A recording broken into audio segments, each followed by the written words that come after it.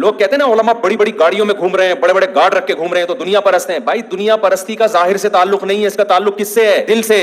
گاڑیوں کی محبت اگر دل میں ہے تو یہ دنیا پرستی ہے, محبت نہیں ہے.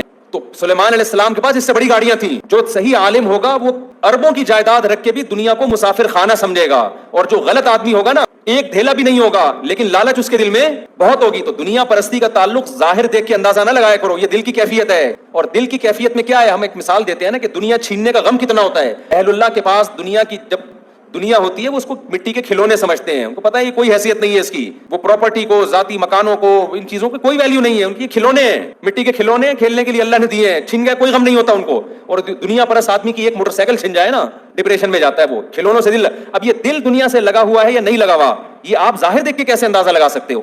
تو بدگمانیاں بھی ہیں اور اتنا ایک عجیب حساب کتاب ہے, کہیں بیان کے لیے جانا ٹینشن بن چکا ہے. لیکن چلو ایک بات پارسل ہو گئی ہے, میرے لیے نہیں اور بھی لوگوں کے لیے ہو گئی ہے نا.